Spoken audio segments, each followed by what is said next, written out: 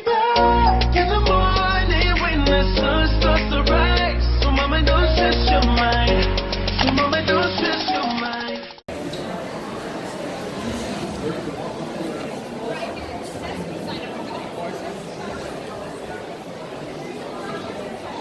So bad.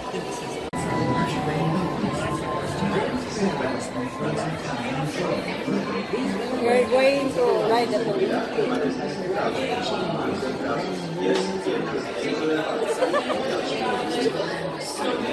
Thank you. Now, sit back, relax, and enjoy living with the land. Por su seguridad, permanezca sentado con sus manos y brazos, pies y piernas dentro del barco y cuida a los pequeñitos. Here we go. There we go.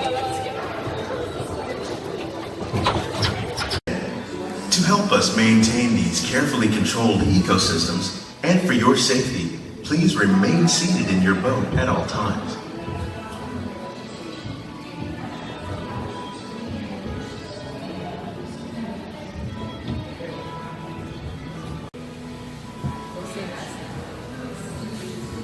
Right there too. Welcome to our living laboratories, where scientists from Epcot and the U.S. of plants on the planet. Many of these, like papaya, bananas, cacao, coffee, and rice, are well known around the world. See papaya? These are just a few of the edible plants that have been an important source of nutrition for people living in the tropics. Many are rich in vitamins and minerals, while others are well adapted to growing in less than ideal conditions. Some, like the water lily, thrive in wet, swampy areas and waterways. All parts of this plant, even the flower petals, are edible. The starchy root of the plant has long been used to make flour for baking.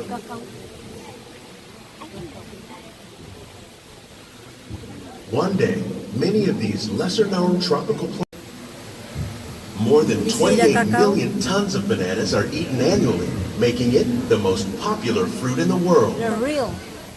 They're real. See the banana? Banana. But fish farming, or aquaculture, accounts for nearly half of all the seafood consumed globally. Tilapia, bass, and catfish, like the ones you see here, are three of the more popular crops raised by fish farmers. The sustainable system we're using here recycles the water in the tanks. As a result, we're able to save millions of gallons each year. Our small fish farm produces nearly 5,000 pounds of fish each year to serve in restaurants around Walt Disney. More than 50,000 edible plant species in the world. Most of us are only familiar with the handful that make up our everyday diet. The common grains growing here, wheat, maize, sorghum, and millet, plus rice, account for nearly 2/3 of our global food consumption. Learning how to increase yields of these staples is an important goal of research around the world. Look at that one. You know that? Sorghum. That's sorghum. Yeah. And sunflowers. See the tomato? Passion fruit. These plants are definitely on their way up. Innovative growing techniques like these increase yields while more efficiently using resources like water, fertilizer, and pesticides. Another innovation at work here is our integrated pest management program. By populating our greenhouses with beneficial insects that original pesticides. We're growing these crops using our nutrient film system. This technique precisely controls and recycles water and nutrients. With it, we can produce over 20 lettuce. Wow. Cucumbers.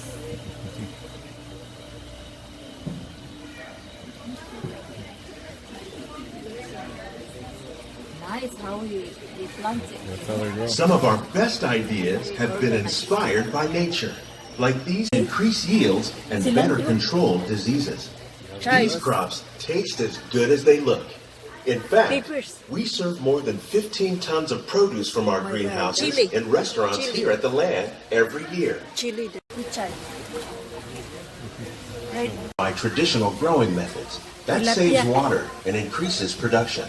The aquaponics system on your left combines high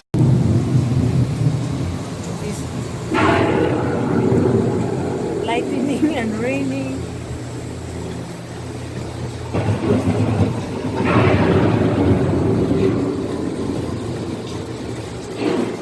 See, beautiful.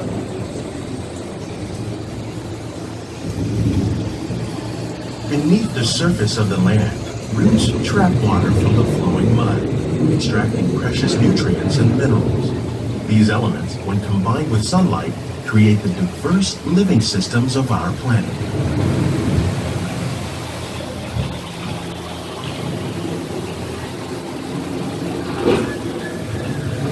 Nice.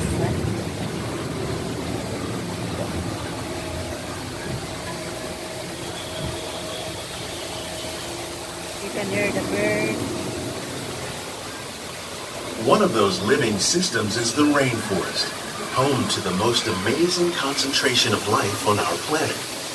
These dense and beautiful forests cover only a tiny portion of the Earth's surface, but they contain more than half of its plant and animal species. Rainforests are also extremely rich and productive living systems, providing us with oxygen, food, medicine, and other elements essential to our lives. That's it. Huh? Real. But they tied up. They're tied up.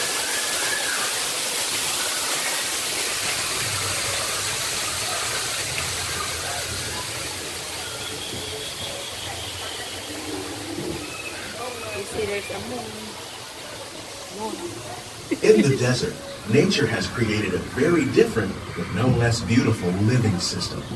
And while this arid landscape may seem lifeless, it is very much alive. The plants and animals that have learned to survive in these harsh conditions make use of what little water they can find and avoid the scorching rays of the relentless sun. The American prairie once appeared as desolate as the desert, but over time, rainwater and nutrients have barely penetrated the hard surface of this land. Yeah, Even the cute. hooves of the mighty buffalo helped create the rich soil that would one day become home to the American farm. Even the rooster is big. You see them.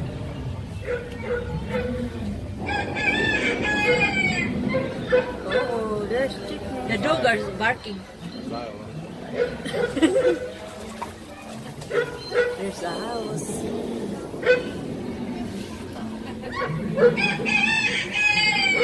Of all the forces at work on the land, humans have had one of the most profound effects. The need to produce food for a growing world led to the enormous use and sometimes overuse of the land. In our search for more efficient ways to grow food, we often fail to realize the impact of our methods.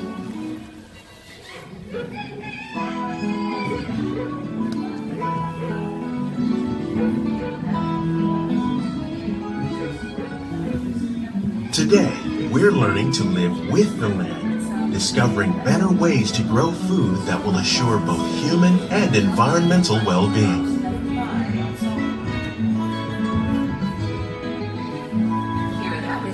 Nice, right? To reduce the need for pesticides by using natural predators like ladybugs and wasps to control pests.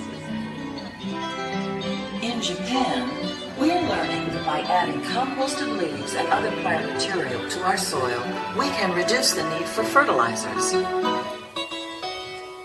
In farmlands across America, we're learning that by plowing under vegetation containing natural fertilizers, we can enrich the soil without the use of chemicals. In Saudi Arabia and Mexico, we're learning to produce food